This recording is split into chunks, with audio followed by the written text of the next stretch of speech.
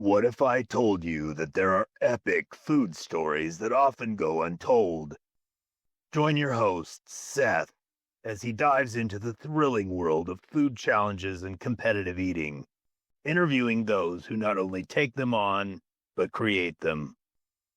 Buckle up for the heart-pounding moments, behind-the-scenes experiences, and the passion fueling it all. This is Food Challenge News.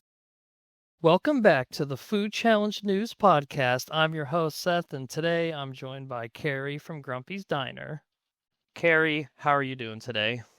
I'm good, thank you. How are you? I'm doing great. Thanks for asking. So, how did Grumpy's Diner get started, and how did you end up being part of it? Well, I actually purchased it off of the original owner. So he bought it just under 11 years ago. And then me and my brother purchased it off of him just under 7 years ago. So, did you know him before you purchased it then? I did, yes. I used to work for him years ago in a fish and chip shop. And then he moved on to do the American Diner. And I went and worked for him for a little while. So, what's been your favorite part of running the diner so far? Well, one of the reasons I bought it was because I loved the live events we do, because it's different to anything anyone else does. We do a lot of tribute acts and that, and I also love getting to know everyone that comes through the door and their names, all about their lives, and it keeps them coming back. So, you also do like live music and stuff. Yeah, we do a bit of everything.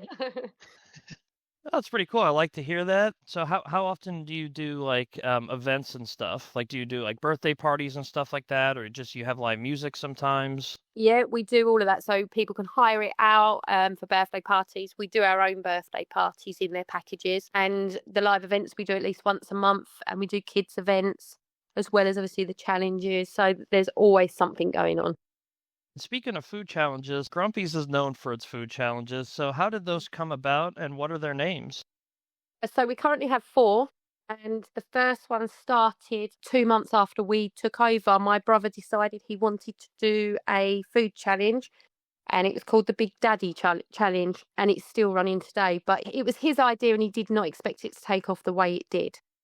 And there's also one called the Mac Attack, and I've been to the website of Grumpy's, and it just looks so gnarly. Can you tell me a little bit about the Mac Attack? Yes, that's one of the newer ones. So that's 2 kilograms of mac and cheese, 500 grams of the barbecue pulled chicken, 2 garlic bread baguettes, and 500 grams of Grumpy's chicken strips. We've had a few people take it on. Only a couple have completed it.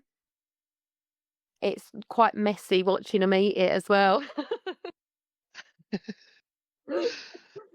So what do challengers get if they complete any of your challenges? Is it different prizes for different challenges? Is it all kind of similar? So it's all the same prize. So obviously they receive the meal for free if they do it within the time frame. They get a Grumpy's mug that says challenge completed. And then they get to sign one of our ceiling tiles, and they sign it, write down what challenge they've done, how long it took them, and we put their picture of before and after the challenge. So that goes up on our ceiling for everyone to see. So you said they get to sign a ceiling tile. Yeah, so we decided to go with something a little bit different. I don't really like to follow what everyone else is doing. So the wall wasn't really, and we had so much stuff on our wall that we didn't have the space for it. So we came up with like a fame of instead of the wall, the ceiling. Like the ceiling of fame. I like that. I don't think I've ever heard of that. Yeah, that's what a few of them have said when they've come in and actually completed it to sign it. They've been quite surprised. But people do look at when you're sitting there waiting for a meal, you can't help but look around, so it gets noticed quite a bit. So how often do people actually finish your challenges? Honestly, I can tell you that the YouTubers are the only ones that's ever completed any of our challenges, and anyone else that's taken it on has not. And the Big Daddy Challenge is, I would say, estimated, had about 80 to 90 people at least try it, and only 6 people have completed it. And what comes on that one? So that one is the breakfast, and it is 4 of everything. So sausages, hash browns, fried eggs, black pudding, homemade pancakes, bread and butter, You get 6 streaky bacon, 2 grilled tomatoes, 2 bubble and squeak, and beans and mushrooms, obviously served with a tea and coffee. Sounds like quite the meal. Yeah, it's a lot. We actually set it off on Father's Day when we took over. So we had a lot of people trying it because there wasn't anywhere around here that done food challenges, and unfortunately, no one did complete it that day. For those who aren't familiar, what is bubble and squeak? That is mashed potato with cabbage in it. That actually sounds really tasty. Yeah, and we do the Big Daddy challenge in vegan and vegetarian. That's neat. Yeah, so we do have different options on our challenges. Some of them come with gluten-free options, so everyone can try it. Yeah, I love to hear that because sometimes, you'll see challenges that, just are a certain way, and then sometimes they're a little bit more open, we'll say. I like that. So, have there ever been any challenge attempts at Grumpy's that really have stuck with you for better or worse? Like, has someone gotten sick? Has somebody just flexed on it? Like, what have you seen there?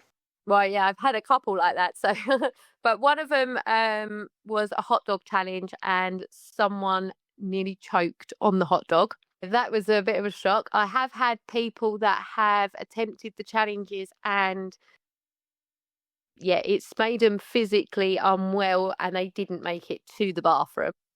Wow. So yeah, I think people don't realize how hard it is to do the challenges. Right, right. And it could definitely be different seeing the challenges on social media or even your website, and then you probably get there and you're like, oh, wow, this is like so many pounds of mac and cheese.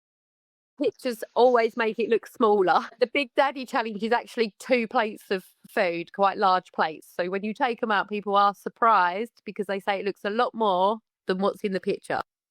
So out of everyone who's attempted and completed your challenges, it's only been like content creators, like YouTubers, food influencers, stuff like that.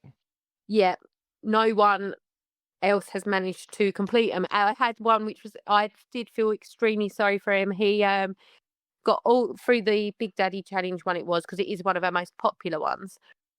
He got all the way and had 1.5 slices of bread left and run out of time. He was like right there, basically. Yeah, and we do get a lot of people come in and do it against their friends, obviously, who can do it quickest. The challenges at Grumpy's, like, do you hear them like being talked about frequently by like, around town, or people that come in, maybe they'll look at the menu and see it, but they're not bold enough to attempt it yet? Is there like quite a buzz around your challenges then? Yes, people, and it's funny when I'm talking to a lot of customers when they've ordered their food. Oh yeah, I could do that challenge. That one looks easy, because we have them all, the leaflets around the diner, so you can see what's happening. And then they get their food and they can't eat their meal, and they're like, "Yeah, I don't think I could do that challenge." Switching back to just your regular food, I'm on your website right now and it says no frills, no fuss, just home cooked goodness. And I'm looking at some of the pictures and it does look like home cooked goodness. So when y'all took over Grumpy's, did you keep the same menu from the original owner? Did you kind of modify it a bit, kind of put your own flair on it? We did for a little while, and then we revamped the whole lot, and we did then put our own spin on everything. Yeah, and it looks like you got quite a bit. So how do you keep up with it all? I'm sure it's probably stressful for you and your brother. Yeah, and it's quite overwhelming for customers when they come in and get handed all these menus. But it's a place where you can go with everybody and know that everyone can eat. There's no one's left out. There's allergy stuff. If you don't like anything with like burgers, you can have mac and cheese, or you can have a jacket potato if you're not a big eater. So there's always something for everyone. And that was the aim of it, is that you can go out in a big group and nobody misses out. Yeah, that's so awesome. I really love to hear that. And so the original owner, do you know why he named it Grumpy's? Yeah, so he named it Grumpy's because his grandchildren called him Grumpy Grandad. Oh, interesting. And that was why we kept the name. And he was a friend of mine. So we never wanted to change the name. And it does get spoken about because people ask, why is it called Grumpy's when everyone's so happy in here? But I like that because then people remember it. Yeah, it's a very memorable name. Yes. And because we are opposites to the name, it sticks with them. I'm also seeing here that you offer Grumpy's party packages. Did you want to explain a little bit about that? Yeah, so those are something I came up with because I won't ever really grow up, which is probably why I bought this diner. So I like the idea with our children's birthday packages and the teenage ones. They have their meal, whatever they decide they want, and they have a build your Sunday. So they are given the ice cream and loads of different toppings and sauces, and they get to create what they want on their ice cream. And that was something I'd done as a child in a restaurant, and I just absolutely loved it. It was one of my favourite things to do. That's really cool, and can't go wrong with ice cream. No, it's very messy and it's a lot of sugar, but I love it, and I love seeing the children so excited and so happy doing those things. And it also says have a TripAdvisor Choice Awards from 2024. How did that come to be? So we are quite lucky when it comes to our reviews. That we obviously have bad reviews like everyone, and I'd be a liar if I didn't say that. But we have very good reviews on our diner. So if you get a certain percentage, you then get the Traveller's Choice Award, and we have actually won it for 3 years in a row. How did you feel when you won it? I enjoy winning things like that, but purely because it's more about, I find when I read the reviews, because I do read them all, it's nice seeing that people like the interaction and the fact that the food, they enjoy the food. See, like, we don't add salt and pepper to everything. It's just there's flavour to things. You've got the homemade beef burgers, they're not frozen, and people just seem to love what we do. And it says you're South End's biggest and boldest licensed 1950s American diner. So tell me, how does one get licensed for a diner? That is because we're open all day, so we had to go on a course and then apply to the council to be able to sell the alcohol on the premises. So do you do alcoholic milkshakes? I have to ask. We do boozy milkshakes, yes. They're very popular, actually. My favourite at the moment is Biscoff with Tia Maria. Ooh, it sounds pretty good. But yes, they are very popular. But then our milkshakes are very popular. We have I would say, probably over 25 different flavours at the moment. How do you keep up with that many flavors? Like ingredients on hand for that? We keep having to make extra room for the stuff we keep coming up with. So, but it's always good to have a choice. Oh, absolutely. And so it says on the website that y'all are open 6 days a week. So how do you and your brother have time for like your personal lives and just everything else you have to do while running Grumpy's 6 days a week? Well, we'd actually just changed the hours, and we are open 7 days a week again. But we do have time off because we do have staff members. It's quite a big diner. We do hold up to 70 people in there, so that's not something I could serve. I couldn't serve that many people on my own and do the bar. So I do have people I trust to run it when I'm not there. But if I'm not there, my brother is, and vice versa. So there's always one of us on the premises. What do you think makes Grumpy's different from other diners? The relaxed vibe and the fact that the staff I have, they interact with the customers just like I do, but we interact with the customers on a personal level, not just professional. We want them to feel like it's kind of, they can come in home from home. So we have quite a variety of people that come in, from people that live on their own and they just want a little chat while they have their breakfast, to big families or people that are coming out on dates. So it's a very relaxed environment, and there's a lot for the kids to do in there as well. We have toy boxes, colouring in, sweet machines. We've now got games that they can play, like noughts and crosses, which even the adults quite enjoy doing to get people off their phones and iPads. And then is there anything new coming up, like menu concepts, changes, or maybe even a new food challenge? We are currently in the middle of creating a new menu, so that should be out within the next, I would say, 3 months. As for the food challenge, the brownie one was released last year. I do know that we have been asked to do a pancake challenge, which I am in discussions with my brother for at the moment. So no guarantees, but we might see a pancake challenge. Yes, no guarantees, but when people ask for something, I do tend to try and make sure we deliver. Have you ever considered a milkshake challenge? No, to be honest, that has never crossed my mind, but I don't know if that would be, well, I don't know, food is very heavy, but the milkshake, that could be too much maybe. Would be pretty heavy.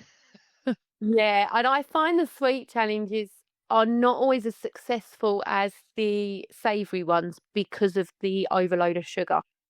So all on our website, you'll find all the videos for all the challenges that have been completed by the YouTubers that have come in, and you'll see the brownie one, the difference from their faces at the beginning to the end, the same as the pictures that I have in the diner. And it was quite interesting to see for me after 7 years how different a brownie challenge reaction can be. Right. How did you feel when the first YouTuber or content creator came in and started filming a video taking on your challenge? Like, what was you and your brother's reaction? Well, if I'm completely honest, I didn't really have a clue about any of it. So obviously I knew they were coming in, but I didn't know anything about this person or what they'd done. So I was quite nervous that they was going to be filming it, and that they wanted to talk to me. But now I'm used to it. I still find it very fascinating and a very strange thing to know that this is what you want to do. But I enjoy doing it. Before I was extremely nervous doing them, but I enjoy people coming in to do that. And I love that they pick the diner to come and do it. I've had people from America come over into the diner and do the challenges, and I love that. Yeah, and I see on one of your videos, Josh the Goat Yeah, he done the brownie one. and Franco and Max, right? And Max didn't do the brownie one, but he was there that day. He done the mac and cheese one. So Max has actually done a few, I think 3 out of the 4 challenges. The brownie one is the only one he hasn't attempted at the moment. Yeah, I think we actually discussed Grumpy's because I interviewed him on the podcast some time ago, and also Josh the Goat. But I think both of them have mentioned Grumpy's, and anything I've seen online about Grumpy's has always just been great reviews from challengers and customers alike. So looking ahead, where do you see Grumpy's in 5 years? Well, hopefully still thriving. I love what I did. So for me, I'd love to be there in 5 years' time, still making everyone happy and changing things as much as people wanted me to. I'd serve on the floor, so I talk to the customers. I ask them what they want, and I try and implement that. So lastly, before we wrap it up, Kerry, and I want to thank you for coming on the podcast today. I really appreciate it. Thank you for having me. Are there any shout outs for regulars or first timers thinking about stopping by Grumpy's? Obviously, I'm biased, but I would say come down, enjoy the atmosphere. Even if you just want to come down and have a milkshake and have a walk around and look, it's so much to look at there and there's so much to offer. It's always worth just popping in. We'll have all of Grumpy's Diner's links in the description below. And thanks for listening, everybody. As always, we'll see you in the next episode.